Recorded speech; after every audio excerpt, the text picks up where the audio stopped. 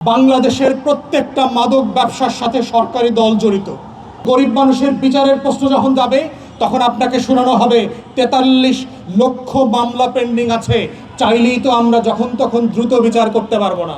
এবং সেটা সে গতকালকে প্রধানমন্ত্রীকেও বলেছে, তার বাবাও বলেছে যে আমি বিচার চাই না, কারণ সেই রাষ্ট্রকে বিব্রত করতে চায় না। কারণ এই রাবিসার বাবারা জানে এই রাষ্ট্রটা আমার না, এই রাষ্ট্রটা গুলশানের, এই রাষ্ট্রটা বনানীর, ধানমন্ডির। এর প্রত্যেকটা কাঠামোর মধ্য দিয়ে দেখলে পরে আপনি বুঝবেন যে এই রাষ্ট্র আমার না, এই রাষ্ট্র আমাকে আপনাকে নাগরিক সত্তা আকারে স্বীকার করে না। যারা ধরা পড়ছে এদের পুরো চক্র দেখবেন সমাজের ক্লাস ডেফিনেশনে তারা নিম্নবিত্ত পরিবারের জায়গা থেকে এসছে। তাহলে প্রশ্ন হচ্ছে যে রাষ্ট্রকে এই কারণে গুরুত্ব দিচ্ছে না এই ঘটনাগুলোতে, যে যেহেতু রাষ্ট্রের আপার ক্লাস এলিটদেরকে এই ঘটনাগুলো এফেক্ট করছে না পত্রিকার কাভারেজ ছাড়া। তাহলে এই রাষ্ট্রটা কোন দিন প্রজাতন্ত্র হবে, রিপাবলিক হবে, আমার সকলের হবে। এবং এই রাষ্ট্রের এই প্রত্যেকটা জায়গাতে বিচারের যখন প্রশ্ন আসবে দেখবেন ধনী মানুষের বিচার পেতে সমস্যা হয় না। কর্পোরেট ক্লায়েন্টদেরকে আমরা দেখেছি তারা হিয়ারিং শুনানি করতে দিন তারিখের অপেক্ষা করতে হয় না, কারণ কর্পোরেট আলাদা বেঞ্চ আছে। কিন্তু গরিব মানুষের বিচারের প্রশ্ন যখন যাবে তখন আপনাকে শোনানো হবে 43 লক্ষ মামলা পেন্ডিং আছে, চাইলেই তো আমরা যখন তখন দ্রুত বিচার করতে পারবো না। কিন্তু যখন ট্যাক্সের প্রশ্ন আসবে, লুটপাটের প্রশ্ন আসবে, সেই দিন দেখবেন শুনানিতে দিন তারিখ পেতে সমস্যা হয় না। তাহলে রাষ্ট্র কাঠামোর মধ্য দিয়ে বিচার, পুলিশিং, জুডিশিয়াল সিস্টেম, মাদকের বখরা এবং পুরো ট্রেডের সাথে কারা জড়িত, ধর্ষিত কারা হচ্ছে, সেই সকল পরিবারের সাথে পুরো বলায় দেখবেন আমার সমাজের সবচেয়ে গরিব প্রান্তিক জনগোষ্ঠী। সে শুধু কাঁদতে পারবে এবং সে এটাও জানে যে আমার এই কান্না 15 দিন পরে এত পরিমাণ শুকায়া যাবে যে আর চৈত্রের বৃষ্টিতেও সেটা আর দেখা যাবে না। এবং সেটা সে গতকালকে প্রধানমন্ত্রীকেও বলেছে, তার বাবাও বলেছে যে আমি বিচার চাই না, কারণ সেই রাষ্ট্রকে বিব্রত করতে চায় না। কারণ এই রাবিসার বাবারা জানে এই রাষ্ট্রটা আমার না, এই রাষ্ট্রটা গুলশানের, এই রাষ্ট্রটা বনানীর, ধানমন্ডির, এই রাষ্ট্রটা পুলিশের, বিডিআরের, আর্ম ফোর্সেসের, ব্যুরোক্রেসির। এই রাষ্ট্র আমার আপনার না।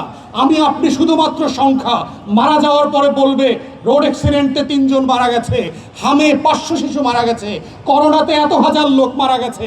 আমি আপনি এই দেশের নাগরিক না, এই রাষ্ট্র আমাকে আপনাকে নাগরিক সত্তা আকারে স্বীকার করে না।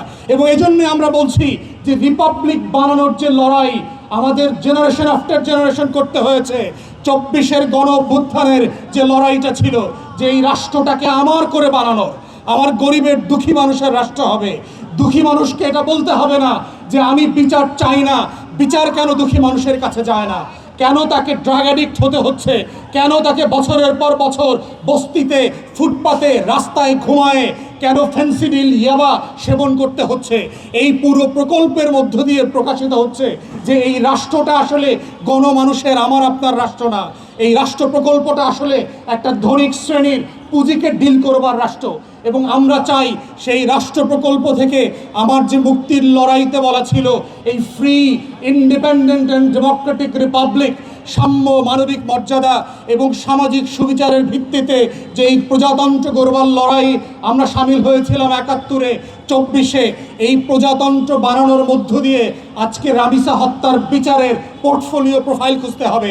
এটা সিম্পলি চার্জশিট কবে দেবেন, কতদিনের ভিতরে ট্রায়াল করবেন, কতদিনের ভিতরে আপিল করবেন, ফাঁসি দিচ্ছেন না যাবজ্জীবন দিচ্ছেন, এই ফ্রেমের মধ্যে আপনাকে বেঁধে দেওয়া মানে হচ্ছে আপনাকে আসলে সাইড লাইনে ফেলে দেওয়া।